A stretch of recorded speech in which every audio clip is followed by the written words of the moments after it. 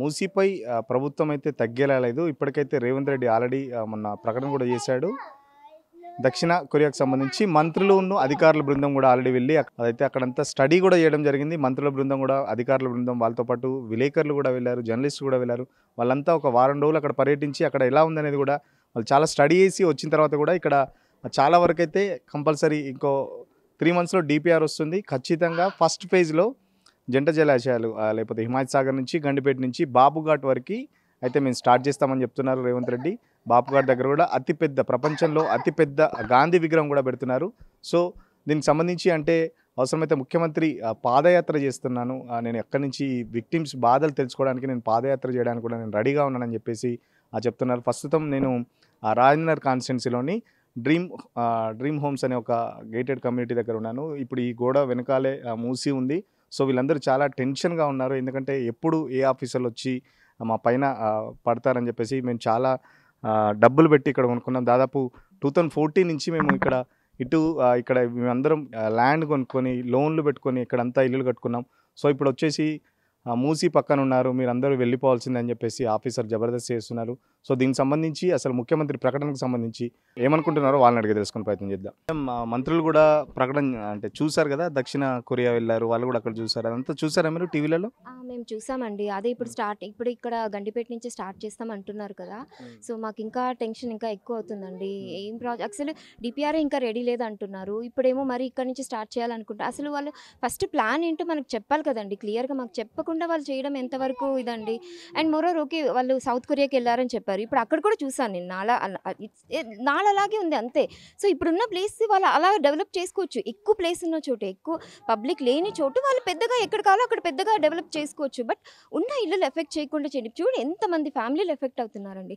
3 months నుంచి మాకు నిద్ర లేదు, టెన్షన్, ఆఫీస్ది, పిల్లలది.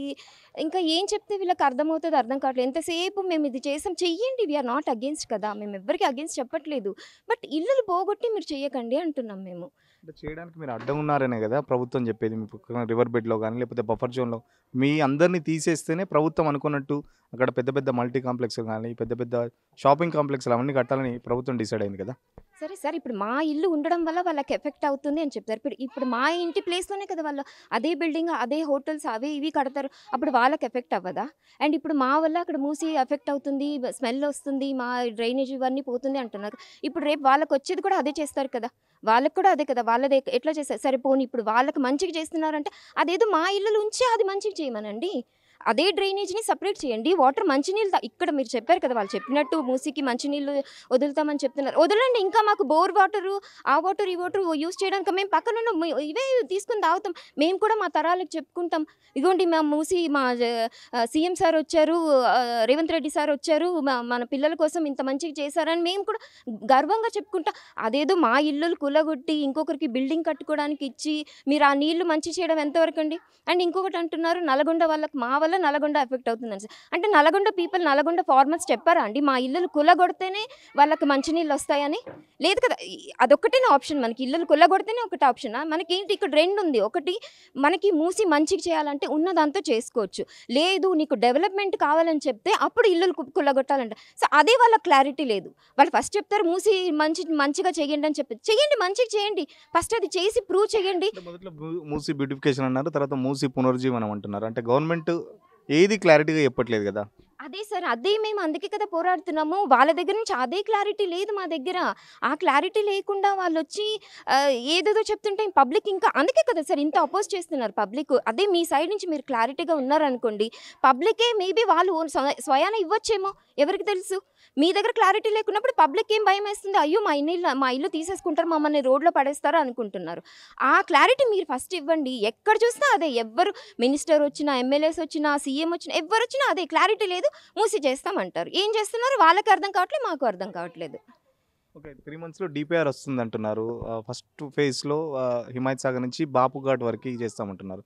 మీరైతే ఇప్పుడు ఇదే ఎఫెక్టెడ్ ఏరియాలో ఉన్నారు, ఏం చెప్తారు మరి? సార్, నేనైతే ఏం చెప్తానంటే మీరు ఫస్ట్ క్లీనింగ్ చేసుకోండి. మీరు ఏది అయితే ఇంపార్టెంటో అది చేయండి. ఇళ్ళని మాత్రం కూల్చకట్టండి. మా ఇళ్ళ దగ్గర రాకండి. అసలు మీ దగ్గర ప్రత్యేకంగా ఒక డిపిఆర్ లేదు, ఏం లేదు. 3 monthsలో వస్తుంది అంటున్నారు. 3 months సంగతి ఎప్పుడో అది ఇంతవరకే క్లియర్. మీకే క్లారిటీ లేనప్పుడు ఇళ్ళ జోలికి రాకుండా కూలగొట్టకండి. ఫస్ట్ అది వాటర్ని క్లీన్ చేయండి, ప్యూరిఫై చేయండి, ఏదైతే జరగాల్సిందో ఆ ముందర చేయించండి, క్లీనింగ్ చేయండి, గోడల లెవెల్స్ కట్టండి, పైకి ఎస్టీపీ అవన్నీ క్లీన్ చేయండి, రిటైనింగ్ వాల్స్ కట్టండి. ఇది చూసుకోండి ఫస్ట్. దాని తర్వాత మీరు ఎటువంటి పెద్ద పెద్ద స్టాచ్యూలు కట్టుకోవాలనుకుంటున్నారో, పెద్ద పెద్దవి ఏవైతే చేయాలనుకుంటే అవి చేయండి. ఫస్ట్ పీపుల్కి ఏం కావాలో అది చేయండి, కానీ అనవసరమైన వాటికి వెళ్ళేసి దానికి వృధాగా డబ్బులు ఖర్చు చేసే కన్నా ఏదైతే ప్రజలకు అవసరమో అది దాని మీద ఫోకస్ పెట్టండి. ఫోకస్ పెట్టకుండా మీరు ఇళ్ళ దగ్గరకు వచ్చేస్తాము, బఫర్ జోన్లో ఉన్న వాళ్ళని తీసేస్తాము, పెద్ద పెద్ద ఇప్పుడు పెద్ద పెద్ద బిల్డింగ్ కడుతున్నారు, దాంట్లోంచి మీకు వాటర్ బయటికి డ్రైనేజ్ వెళ్ళదా అండి? ఆ డ్రైనేజ్ ఎక్కడ కలుపుతారు మరి అప్పుడు బిల్డింగ్స్ వచ్చినప్పుడు? అది ఫస్ట్ ఆఫ్ ఆల్ ఇక్కడున్న వాళ్ళది ఇబ్బంది కలుగుతుందంటే బిల్డింగ్ కడితే ఇబ్బంది కలగదా? అక్కడ వచ్చి మీరు పెద్ద పెద్ద హోటల్స్ కడతామంటున్నారు, కమర్షియల్ కాంప్లెక్స్ కడతారు, మరి దాంట్లోంచి వేస్ట్ వాటర్స్ బయటికి రావండి? అంటే ఒక నైట్ సిటీ ఆల్టర్నేట్ హైదరాబాద్కి ఒక నైట్ సిటీ ఏర్పాటు చేస్తామంటారు. ఆ నైట్ సిటీలో షాపింగ్ కాంప్లెక్స్ కానీ, పార్కులు కానీ, ఎంటర్టైన్మెంట్ కానీ అన్నీ ఇస్తా అంటున్నాడు. ప్రజలకు సంబంధించే ఇస్తున్నా అని అంటున్నాడు. అంటే మరి మేము ప్రజలం కామా అండి? వాళ్ళకి మాత్రమే అది సంబంధించింది అన్నారు. ఇక్కడ మేము నివాసం ఉంటున్నాం, నివాసం ఉన్న వాళ్ళని పగలు కొట్టేసి వాళ్ళని పంపించేసి వేరే నైట్ సిటీ ఎందుకండి? ఆ నైట్ సిటీ మాకు అనవసరం. పిల్లల భవిష్యత్తు పాడైపోతుంది, వీళ్ళు బయటికి వెళ్ళిపోయి ఏం చేయాలి? మేము అక్కడ రోడ్డున పడి ఏం చేయాలి? ఈ నైట్ సిటీ అవన్నీ మాకు అనవసరం అండి. ఉన్న ప్రజలకి వాళ్ళని కాపాడండి. ఇక్కడ ఉన్న వాళ్ళకి ఇప్పుడు ప్రస్తుతానికి పిల్లలకి గవర్నమెంట్వి బోల్డెన్ ప్రాబ్లమ్స్ నడుస్తున్నాయి, ఆ ప్రాబ్లమ్స్ ముందు సాల్వ్ చేయండి. అవి సాల్వ్ చేయకుండా కొత్త కొత్తవి ఏవో ఇంప్లిమెంట్ చేసేసి డబ్బులు వృధా చేసే కన్నా, ప్రజల డబ్బులు అండి అవన్నీ, మీ సొంతంగా కావు కదా, ప్రజల డబ్బులు మీరు వేస్ట్ చేస్తున్నారు. వేస్ట్ చేయకుండా కరెక్ట్ ప్రాపర్గా ప్లాన్డ్గా వెళ్ళండి, అన్నీ మంచి జరుగుతాయి. ఇలా వెళ్ళకుండా ఇలా ప్రతిదీ అన్నీ వృధా చేసేసి ముందే ప్లాన్స్ ఏం లేకుండా పెట్టేసి ఇల్లులు కూలగొట్టేస్తామంటే మేము ప్రజలు మాత్రం ఊరుకోరండి. వచ్చి మాట్లాడతారట, మిమ్మల్ని ఒప్పించేసాట. సీఎం తలుచుకుంటే పోలీసులతో నేను జబర్దస్తి చేయించవచ్చు, బట్ నేను ప్రజలతో ఒప్పించి చేస్తాను అంటున్నాడు. వింటారా మరి సీఎం చెప్పేది? మేము రావాలనే కోరుకుంటున్నామండి. ఎందుకంటే ఇప్పుడు మీడియా త్రూ వాళ్ళు చూస్తున్నారేమో, ఇంతమందికి ఇబ్బంది పెడితే మేము కూడా చెప్తాం. మేబీ మేము కన్విన్స్ చేస్తామో వాళ్ళు కన్విన్స్ చేస్తారో పక్కకు పెడితే వాళ్ళు మా దగ్గరికి రావాలనే మేము కోరుకుంటున్నాం. ఎందుకంటే మేము డైరెక్ట్గా చెప్పగలుగుతాం కదా, ఒక్కొక్కరికి ఇంత బాధ ఉంది, ఇన్ని ఈఎంఐలు కట్టుకోవాలి, ఒక్కొక్క ఇంటికి ఒక్కొక్క స్టోరీ ఉంది, ఇంతమందిని ఇబ్బంది పెట్టి ఇది చేయడం కరెక్టేనా? మాకు చాలా డౌట్స్ ఉన్నాయండి. ఇప్పుడు ఒక్కొక్క రోజు ఒక్కొక్క స్టేట్మెంట్ జరుగుతుంది. ఓకే, సీఎం గారే పాదయాత్ర చేస్తే అప్పుడు మాకు క్లారిటీ వస్తుంది కదా. చాలా త్వరగా వచ్చి చేయాలని మేము కోరుకుంటున్నాం. రావాలి ఫస్ట్, వాళ్ళు వస్తే మాకు క్లారిటీ వస్తుంది. అప్పుడు మేము ఏంటి మాకు ఇంత ఇబ్బంది పెట్టకన్నా మేము డైరెక్ట్గా అడగాలని మేము అనుకుంటున్నామండి. కంపెన్సేషన్ సంబంధించి కూడా చాలా వరకు పెద్ద ఎత్తున కంపెన్సేషన్ ఇస్తామని చెప్పి అంటున్నారు. సీఎంని నమ్మే పరిస్థితి ఉందా మీకు ఇప్పుడు? కంపెన్సేషన్ అసలు మేము ఆ జోలికి కూడా వెళ్ళామండి. ఎందుకంటే ఇంత కష్టపడి మాకు ఇల్లు ఉండాలని మేము అందరం తీసుకున్నాము ఇబ్బంది పడుకుంటూ. కంపెన్సేషన్ కోసం అంటే మేము అసలు ఇల్లే వద్దు, హైదరాబాద్లో ఓకే ఎట్లా అయినా ఉంటాను రెంట్కు ఉండే వాళ్ళం కదా. ఇప్పుడు ఇంతమందిని తీసుకెళ్ళి ఎక్కడ వేస్తారండి? మాకు ఈ ఏరియాలలో తప్ప వేరే ఏరియాలలో ఉండలేరు కదా. ఇప్పుడు ఈ ఏరియాకి జాబ్లు కానీ ఒక్కొక్కరు ఒక్కొక్క పని చేస్తున్నారు. ప్రతి పని వాళ్ళు ఇచ్చే అపార్ట్మెంట్ల దగ్గర ఎక్కడో ఇస్తే మాకు ప్రయోజనం ఉండదు కదా. మేము వెళ్ళలేము కదా. పిల్లల చదువులు ఎట్లా, ఉద్యోగాలు ఎట్లా, వేరే దగ్గర ఇప్పిస్తామంటే ఎట్లా వస్తాయండి? నార్మల్గా ఆలోచించండి. ఎప్పటి నుండో ఉన్న ఉద్యోగాలు అవి, వేరే దగ్గర మీకు ఎక్కడైతే మేము అలొకేట్ చేస్తున్నామో అక్కడ ఇప్పిస్తామంటే ఎట్లా వస్తాయి? స్పేస్లో మీ ఏరియాని చూస్ చేశారు. ఆ బాపుఘాట్ వరకు, హిమాయత్ సాగర్ నుంచి, గండిపేట నుంచి ఒక 11 కిలోమీటర్స్ అయితే చేస్తారు. డిపిఆర్ఎం ఇంకో 3 నెలలు అంటున్నారు. ఏం చెప్తారు రేవంత్ రెడ్డికి? సార్ చూడండి సార్, అలానే కాదు ఇల్లులు కూలగొట్టి ఇవన్నీ ఎందుకు సార్? జీవితాలు సార్ ఇవన్నీ. మా జీవితాలను చూసి కొంచెం మీరే చూడాలి సార్ ఏం చేయాలో అనేది. మీరు చేయండి సార్, చాలా ప్లేస్ ఉంది, అలాంటి ప్లేస్ చిన్న ఏం లేదు సార్. ఆ ప్లేస్ అది ఒక ప్రాపర్ ప్లానింగ్తో చేసుకోవచ్చు సార్. ఎవరికి మాలాంటి వాళ్ళకి ఎవరికి బాధ కలగకుండా. చెప్పడానికి ఏం లేదు సార్. 5 నెలలు 6 నెలల నుంచి మాకు నిద్ర లేవు. ఈ మధ్య వచ్చిన కొత్త స్టేట్మెంట్తో ఇంకా టెన్షన్ ఎక్కువైపోయిందండి. అసలు ఏం చేస్తున్నాము, ఇంట్లో ఆఫీస్కి ఎక్కడ పోతున్నాము, ఏం జరుగుతుందో కూడా తెలియట్లేదు. ఇప్పుడు కొత్త మాటలు కూడా ఏం రావట్లేదు చెప్పడానికి కూడా. ఆ భయానికి, ఆ టెన్షన్స్కి అసలు ఏం అర్థమవ్వట్లేదు సార్. చూడండి సార్, అది మాకు ఎవరికి ప్రాబ్లం లేకుండా చూడండి సార్. అప్పుడే మీరు గ్రేట్ అని ఒప్పుకుంటారు అందరూ. ఏం 10-20 వేల మంది ఫ్యామిలీస్ని ఇలా చేయడం అనేది. అంటే మీకు ఆల్టర్నేట్ చూపెడతా అంటున్నాడు. కంపెన్సేషన్ 1కి 3 సార్లు ఇస్తా అంటున్నాడు. సో మీరు వెళ్ళడానికి సిద్ధంగా ఉన్నారా? సార్ ఎవరు ఏమి చెప్పారు ఏమి కూడా తెలియదండి. ఏం జరుగుతుందో ఏమన్నది ఏ క్లారిటీ బేసికలీ ఎవరికి ఏమీ క్లారిటీ లేదు. రోజుకో స్టేట్మెంట్ వస్తుంది. మొన్న సీఎం సార్ కూడా చెప్పారు కరెక్టే, కానీ ఏం చెప్పారు ఏముంది? ఉన్న ఇల్లు వదిలేసుకొని పోవాలి అంటే మైగ్రెంట్స్ అయిపోతాం కదండి. ఇప్పుడు ఇక్కడ ఇది కాలనీ కాదండి, ఇది ఒక ఫ్యామిలీ. ఇప్పుడు అందరినీ డివైడ్ చేస్తా అంటే ఒక ఫ్యామిలీ నుంచి విడిపోయిన వాళ్ళు ఎలా ఉంటారు మనం అర్థం చేసుకోవాలండి. ఆల్మోస్ట్ 12-15 సంవత్సరాల నుంచి ఉంటున్నాము. ఒక ఒక అటాచ్మెంట్ ఉంటుంది, ఒక బాండింగ్ ఉంది మాకు ఇక్కడ. ఇప్పుడు అందరినీ డివైడ్ చేస్తాము అని మీరు వెళ్ళాలి అన్నది ఎంతవరకు కరెక్ట్? పోకుంటూ ఉంటే మంచిదండి. అందరం కలిసి ఉన్నాము. ఇల్లులు పోతాయంటే ఆ భయం, ఆ నిద్ర, అది మాకు టెన్షన్ దూరం చేయండి సార్. ఏం చెప్పమంటారండి, వాళ్ళు చెప్పే మాటలకి ఏముంది. ఇప్పుడు మన సీఎం గారు చెప్పే విధంగా ఏం చెప్తున్నారనేది అతనికి అర్థం అవ్వట్లేదు. ఒకటి ఈ ఖాళీ చేస్తాం, ఒకటి అభివృద్ధి చేస్తాం, ఖాళీ ఇచ్చేస్తాం. ముందు వాళ్ళు చేసే పని ఏందో క్లారిటీ లేదు. డిపిఆర్ అంటున్నారు ఇప్పుడే వస్తుంది, ఇప్పుడు మొన్నటి వరకు మొత్తం అంతా చేస్తున్నారు, ఇప్పుడేమో ఇక్కడ నుంచి బాబు గట్ నుంచి చేస్తానంటున్నారు. చేసేది మేము కాదంటలేదు, మూసిని డెవలప్ చేయాలి. ఇప్పుడు వెళ్ళే వేస్ట్ వాటర్ ఎలా వెళ్తుందో, డ్రైనేజ్ వాటర్ వెళ్తుందో, దానికి ఒక పైప్ లైన్స్ అని, రిటర్నింగ్ వాల్స్ అని ఈ కట్టి వాళ్ళ ప్లేస్లో వాళ్ళు చేయమండి, మేము కాదంటలేదు. ఉన్న ఇల్లుని తీసేసి మేము ఏదో కడతాం, ఇది చేస్తాం, మేము అపార్ట్మెంట్స్ కడతాం అంటే మీకు అది మాకు ఇష్టం లేదు. అంటే హైదరాబాద్కి ఒక ఆల్టర్నేట్ సిటీని ఏర్పాటు చేస్తున్నారు, దానికి సంబంధించి మీరు అంతా అడ్డంగా ఉన్నారు. సో అందుకే మిమ్మల్ని పంపించేద్దామని మీకు ఒక కంపెన్సేషన్ ఇచ్చి పంపిస్తా, మంచిగా మర్యాదగా పోలీసులతో జబర్దస్తి చేయను. సీఎంఏ మీ దగ్గరకు వచ్చి మాట్లాడతారట, పాదయాత్ర వేస్తారట. రమ్మనండి, సీఎం గారిని రమ్మనండి. మా పరిస్థితి ఏంటి, మా ఇబ్బంది ఏంటి అతను చెప్తే వాళ్ళకు అర్థమవుతుందేమో. అతను ఏదో ఎక్కడో ఉండి ఏవో మాట్లాడుతున్నాడు. అసలు మా ప్రజలకి ఏ ఇబ్బంది అవుతుంది అనేది అతను గుర్తించట్లేదు. నార్మల్గా వీళ్ళు ఉన్నారు, వాళ్ళు ఉన్నారు, ఇప్పుడు అంటున్నారు వాళ్ళ ఇష్టం ప్రకారంగా వెళ్ళిపోతున్నారు, మేము ఇష్టానుసంగా వాళ్ళకి డబుల్ బెడ్రూమ్ ఇస్తున్నాం, ఇవే ఇస్తున్నాం అన్నారు. ఎవరు ఇస్తున్నారు? వాళ్ళు అక్రమం కట్టారో లేకపోతే రివర్ బెడ్లో కట్టారో వాళ్ళంటి వాళ్ళకి లేదు, చిన్న షెడ్ వేసుకుని ఉన్నారు, వాళ్ళు వెళ్ళిపోమంటే వెళ్ళిపోతారు. మేము డబ్బులు ఖర్చు పెట్టి బ్యాంకులో లోన్లు తెచ్చుకొని, నేను 30 లక్షలు 40 లక్షలు లోన్ తెచ్చుకొని 30,000 ప్రతి నెల నేను ఇంట్రెస్ట్ కడుతున్నాను. ఇంకో 15 సంవత్సరాలు నేను కట్టాలి. ఎలా కట్టమంటారు? ఇప్పుడు సడన్గా వెళ్ళిపోమంటే ఆలోచించండి. ఇప్పుడు ఇచ్చిన కంపెన్సేషన్ ఇప్పుడు జరగాల్సింది, రాష్ట్రంలో జరగాల్సింది చాలా ఉన్నాయి. ఎంతోమంది ప్రజలు బయటకు వస్తున్నారు ఆ ప్రాబ్లం వల్ల. ఆ ప్రాబ్లం తీర్చండి. ఇప్పుడు 6 గ్యారెంటీలు అన్నారు, మాకులో మామూలు బిలో యావరేజ్లో ఉన్న వాళ్ళు, తర్వాత పేద ప్రజలు చాలా ఉన్నారు, వాళ్ళకి కావాల్సినవి ముందు తీర్చండి. ఇప్పుడు ఉన్న ఇల్లుని తీసేసి నేను ఏదో హై రైజ్ బిల్డింగ్ కడతాను, ఇది కడతానంటే ఎలా కుదురుతుందండి? ఎలా ఒప్పుకుంటాం? రమ్మండి, సీఎం గారు వస్తే ఇంకా మేము సంతోషిస్తాం, దగ్గర ఉండి చెప్తాం మా ప్రాబ్లం ఏంటి అనేది, ఎలా చెప్పాలన్నది మేము చెప్పగలం. ఇప్పుడు ఎక్కడెక్కడ నుంచి ఉండి ఆర్డర్స్ పాస్ చేయడం చాలా ఈజీ అండి. వాళ్ళ ప్రాబ్లమ్స్ తెలుసుకొని దగ్గరకు వచ్చి తెలుసుకోవడం చాలా ఇష్టం అండి. ఇప్పుడు ఎక్కడించో వచ్చి ఇక్కడ సెటిల్ అయ్యి ఉన్నారు, పిల్ల పాపాలతోటి వాళ్ళు కట్టుకొని ఉన్నారు, కష్టపడి కట్టుకొని ఉన్నారు. ఇట్లా తీసేసి ఎక్కడో అంటే మరి వాళ్ళ పరిస్థితి ఏంటి? ఏం ఆలోచించారు సార్? మరి సీఎం సారు ఏం ఆలోచించి ఈ పని చేస్తా అంటున్నారు? పోనీ రెడీగా ఎక్కడన్నా ఇలాంటి ఇండ్లు వాళ్ళకున్న అలాంటి లొకేషన్లలో, అలాంటి ప్లేస్లలో ఇండ్లు ఇచ్చి వాళ్ళని ముందు ఆ ఇల్లు ఇచ్చి వాళ్ళని అందులో దించిన తర్వాత దీన్ని చేయమనండి, పర్వాలే, నో ప్రాబ్లం. కాకపోతే ఇప్పుడు హఠాత్తుగా తీసేస్తామనంటే వాళ్ళు ఎక్కడ వెళ్ళాలి? వాళ్ళు ఎలా బ్రతకాలి? వాళ్ళ ఈఎంఐ ఎట్లా కట్టుకోవాలి? పిల్లలని ఎలా చదివించుకోవాలి? వాళ్ళ పరిస్థితి ఏందండి? అది మేము చెప్పాలనుకుంటున్నాం. అది మీరు బాగా ఆలోచించాలి. ఆ సార్ కూడా అందరు బ్లెస్సింగ్స్ ఇచ్చేటట్టు సార్ అలా చెయ్యాలి సీఎం సార్. అందరు శాపనార్థాలు పెట్టే పని చేస్తే మీరు ఏం చేస్తున్నారు? ప్రజలను మీరు ఎట్లా సంతోషపరచాలి కదా.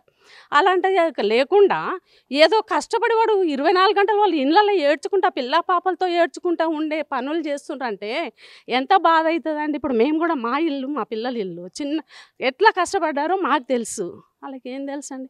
కూర్చున్న దగ్గర వాళ్ళు సంపాదించడంలో తీసేయడం అది వేరండి, మీరు చేయడం వేరు. వాళ్ళు కష్టపడి కట్టుకున్న ఇల్లు మంచి ఆలోచించి వాళ్ళకు ఒక మంచి మార్గాలను చూపించి చేస్తే చేయొచ్చు, లేకుంటే మాత్రం కష్టం అండి.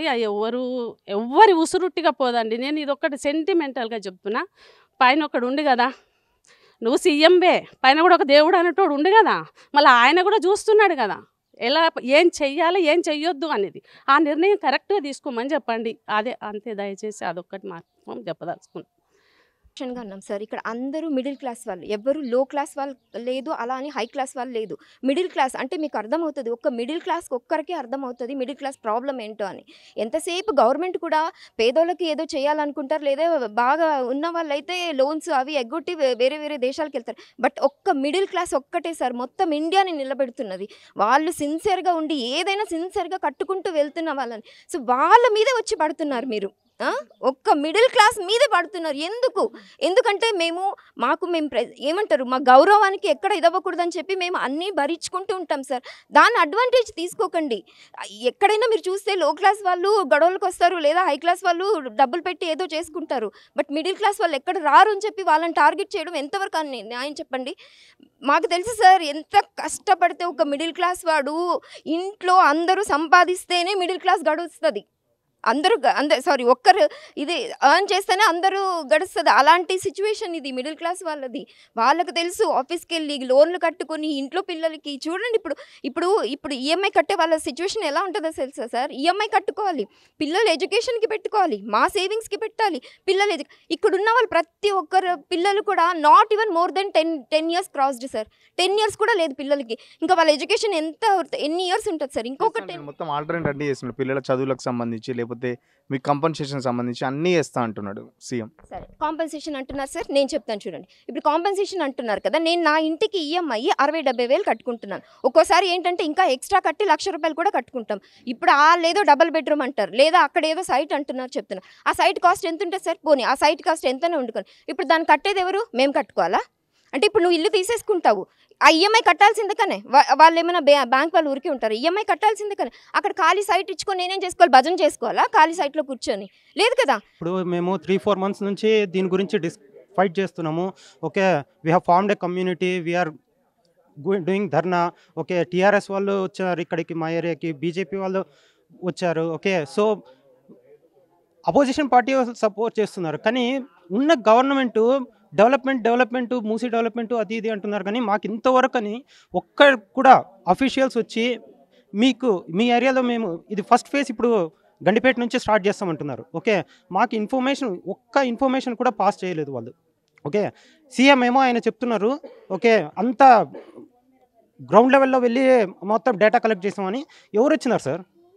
మేము ఉంటున్న వాళ్ళకు మాకు తెలీదా? మేము ఇక్కడ ఉన్న వాళ్ళకు ఒక్కరు రాలేదు, ఒక్క డేటా తీసుకున్నారు. వాళ్ళకి ఇన్ఫర్మేషన్ వాళ్ళు ఏం చెప్తున్నారంటే, వాళ్ళు రెవెన్యూ డిపార్ట్మెంట్ నుంచి వచ్చిన వాళ్ళు, మీరు regardless of distance, okay me compound వాళ్ళ నుంచి ఒక 5 houses డేటా కలెక్ట్ చేయండి. కొంతమందికి 100 meters ఉంది, కొంతమందికి 300 meters ఉంది. వాళ్ళు కాంపౌండ్ వాళ్ళ నుంచి 500 houses డీటెయిల్స్ తీసుకెళ్ళినారు. మా సర్నేమ్ కూడా ఎనుములని. నేను ఎనుముల అన్న నేమ్ చెప్పుకోవడానికి బయట నాకు చాలా సిగ్గుచేటుగా ఉంది. ఎందుకంటే మీ ఎనుములనే కదా సీఎం వాళ్ళు అది ఇది అని అలా చెప్తున్నారు. మాది కూడా జడ్చెల్లనే యాక్చువల్గా. సార్ సీఎం సార్ వాళ్ళ అక్కడ సైడే మాది కూడా. సార్ వద్దు సార్, ఎనుముల అన్న నేమ్ని మీరు డ్యామేజ్ చేయకండి సార్, ఇదే నా రిక్వెస్ట్. ప్లీజ్ సార్, ఎనుముల అన్న నేమ్ కొంచెం పైన ఉంచండి సార్, ప్లీజ్ సార్. మేము కూడా ఊర్లో చాలా సేవలు చేస్తాము, చాలా పైన ఉందాం సార్ మనము. ఎనుముల అన్న నేమ్ డ్యామేజ్ చేయకండి ప్లీజ్ సార్, ఇదే నా రిక్వెస్ట్. కాలనీ వాళ్ళు యనమల రేవంత్ రెడ్డి మీ ఇంటి పేరు ఒకటే ఉన్నారు కదా? మా సార్నేమే మీ వాళ్ళే అయ్యిండ్రు అని అంటున్నారు. కానీ ఆ నేమ్ నాకు ఎనుముల అన్న నేమ్ చెప్పుకోవడానికి కూడా నాకు చాలా అది భయం వేస్తుంది సార్. అట్లా చాలా సిగ్గుచేటుగా ఉంది ఆ నేమ్, మా सरनेम ఎనుముల అని చెప్పుకోవడానికి. पहले मैं तो एक फ़ौजी हूँ और मैं यहाँ पे छुट्टी बहुत रेयरली आता हूँ, बट आता हूँ तो ऐसा लगता है कि घर है. और हम लोग कहाँ श्रीनगर ये पहाड़ों में रह के वहाँ का जो लोकेशन है देख के मतलब थक जाते हैं. 6 महीने 4 महीने के बाद जब छुट्टी आते हैं तो घर में आते हैं तो पीसफुल लगता है. बट ये कुछ दिनों से जो ये सिलसिला चल रहा है बहुत ख़राब लगता है. मतलब mentally we are out of, मतलब वहाँ पे हम ऐसे सोचते हैं कि घर पे क्या चल रहा है और हथियार लेके हम क्या कर रहे हैं वहाँ पे खड़े होके. बहुत ख़राब लगता है. और पेरेंट्स क्या बोलते हैं आपको ड्यूटी पे? पेरेंट्स क्या बोलेंगे, वो तो बहुत चीज़ नहीं बताते हैं. बट एक रहता है ना कि न्यूज़ पे भी देखने के बाद पता चल जाता है कि क्या चल रहा है अभी ये सोसाइटी में, यहाँ पे हैदराबाद में क्या डेवलपमेंट क्या चल रहा है. यहाँ पे तो साल भर पानी नहीं रहता है नदी में. थोड़ा सा यहाँ से भैंस निकलती है उधर पार होके चली जाती है, और ज़्यादातर रेनी सीज़न में ही पानी रहता है. उसके ऊपर से आप बोल रहे हो कि डेवलपमेंट, यार डेवलपमेंट करो. We are here to support you.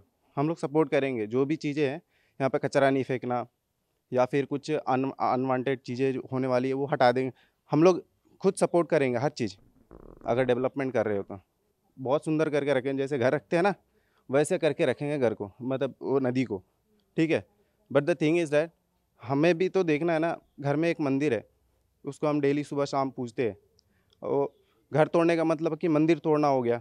मंदिर तोड़ रहे हो हमारा, और हम लोग कहाँ कहाँ से आके वी मोस्टली बहुत सारे हैं जो रूरल बैकग्राउंड से आए हैं, इनकम भी कम रहता है, और हमारे मम्मी डैडी जो भी है बहुत यहाँ से लेके यहाँ तक लेकर आए। और आप क्या करोगे, गिरा दोगे सीधा तो हम कहाँ रहेंगे? हैं? నేను కర్ణాటక నుంచి వచ్చాను ఇక్కడికి. కష్టపడి ఇక్కడ ఇల్లు తీసుకున్నాను, ఈఎంఐ కడుతున్నాను. కష్టపడించి నేను తెలుగు కూడా నేర్పించుకున్నాను.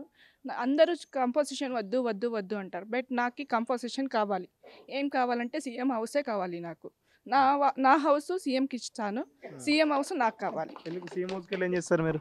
మళ్ళీ నాకు వేరే దగ్గర ఎక్కడ కంపోజిషన్ వద్దు, నాకు సీఎం హౌసే కావాలి. ఇస్తారా మాకు? మాకు ఇచ్చారంటే రేపే నేను ఇల్లు ఖాళీ చేస్తాను, లేదంటే నేను ఖాళీ చేయలేదు. ఖచ్చితంగా కంపెన్సేషన్కి సంబంధించి అయితే మేమేమి ఎక్స్పెక్ట్ చేయట్లేదు. ఒకవేళ ఇచ్చినా కూడా రేవంత్ రెడ్డి చెప్పే మాటల మీద అయితే మాకు నమ్మకం లేదు. ఎందుకే ఇప్పటికే 6 గ్యారంటీస్ అని చెప్పేసి తెలంగాణలో కాంగ్రెస్ గవర్నమెంట్ అయితే ఫెయిల్ అయింది. సో ఈ కంపెన్సేషన్ కూడా అలాగే ఉంటుంది. ఎట్టి పరిస్థితుల్లో రోజుకో మంత్రి కానీ ముఖ్యమంత్రి కానీ రోజుకో మాట చెప్తున్నాడు, కానీ దీనికి సంబంధించి ఎలాంటి స్పష్టమైన ప్రకటనలు అయితే ఇంతవరకు రాలేదు. ఒకవేళ మూసి డెవలప్ చేయాలనుకుంటే చేసుకోండి, దానికి సంబంధించి రిటర్నింగ్ వాల్ కట్టుకుంటారా, లేకపోతే లోపల స్ట్రెచ్చింగ్ చేసుకుంటారా, లేకపోతే ఎస్టీపీలు క్లీన్ చేసుకుంటారా చేసుకోండి. బట్ మా ఇళ్ళను మాత్రం డిస్టర్బ్ చేయొద్దు. డిస్టర్బ్ చేసే పరిస్థితి వస్తే మాత్రం మేము ఎంతవరకైనా పోతాం, మా ఇళ్ళను మాత్రం వదులుకునే ప్రసక్తి లేదని చెప్పేసి అయితే ఇక్కడ కాలనీ వాసులు చెప్తున్న పరిస్థితి. కెమెరా పర్సన్ మహేష్తో సురేష్, సిగ్నల్ టీవీ, హైదరాబాద్.